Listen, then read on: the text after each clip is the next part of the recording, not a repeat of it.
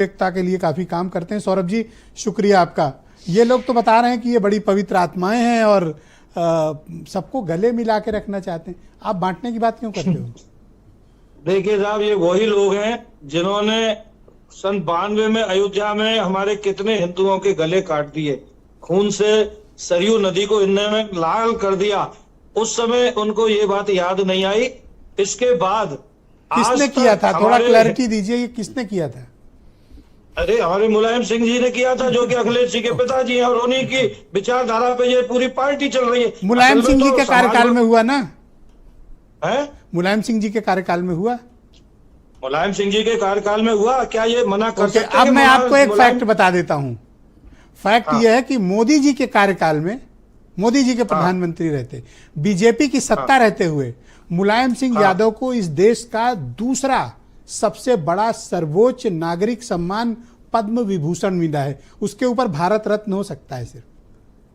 तो अभी आप कह रहे हो कि गले काटे और उधर वो सबसे बड़ा सम्मान दे रहे हैं। आपकी मानूं कि बीजेपी वालों की मानूं?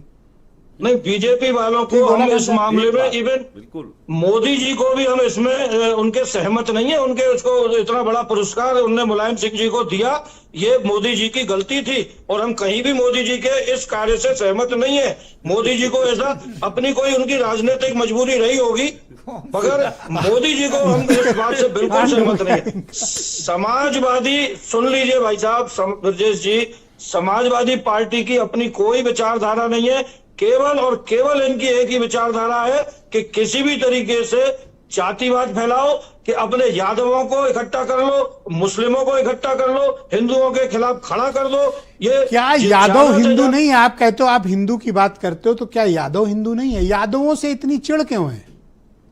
चिढ़ की बात ही नहीं है साहब। मैं तो देखता हूँ यादवों के अंदर इस कदर इन्होंने जहर घोल रखा है कि सारे यादव हिंदुत्व के खिलाफ काम करने को तैयार हो जाएंगे, मगर वो। और ये जो सिविलियन अवार्ड दिया, ये कौन सा हिंदुत्व था नेताजी को? तो ये तो मैं तो कह रहा हूँ मोदी जी की गलती है, हम इसके खिलाफ है। हमने मोदी जी का कभी समर्थन ऐसी बातों के लिए नहीं किया। अगर मोदी जी कोई अच्छा, यादवों ने तो हमेशा पुरुषार्थ, परिश्रम और परिश्रम की पराकाष्ठा करके समाज में स्थान बनाया।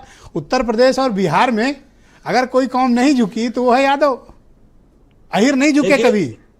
यादवों की जो आप स्थिति बता रहे हैं, ये सब स्थिति मुलायम सिंह जी और लालू यादव के पहले की रही, पर लालू यादव ने और मुलायम सिंह जी ने आने के बाद यादवों के मनों में जो एक जहर घोल दिया, उन्होंने यादवों को हिंदुओं से अलग खड़ा कर दिया। आज की तारीख में यादव लोग अपने को हिंदू ही नहीं मान रहे हैं। कौन नहीं हिंदू मानता? खड़े हो जाते हैं।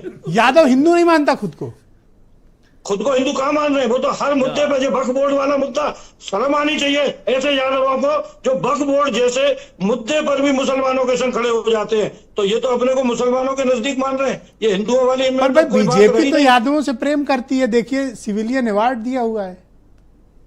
तो मैंने बोल दिया ना, हम बीजेपी से सहमत नहीं है। मैं कोई बीजेपी का प्रवक्ता नहीं हूँ और ना ही बीजेपी का मेरे ऊपर कोई ऐसा दबाव है कि मैं जो बीजेपी करेगी उसको सही बोलूंगा। अगर बीजेपी ने गलत किया है तो बीजेपी के लिए भी हमको गलत बोलना ही पड़ेगा। हम हिंदू वाली बात करेंगे। पर मैं आपसे एक बात कहूंगा, एक पत्रकार होने के नाते भी, किसी भी व्यक्ति से आप असहमत हो सकते हैं, किसी व्यक्ति के विचारों से आप नाराज हो सकते हैं, पर पूरी की पूरी एक यादव और अहिर कम्युनिटी के बारे में ऐसा अपमानजनक और घृणास्पद बात आपको नहीं करनी चाहिए।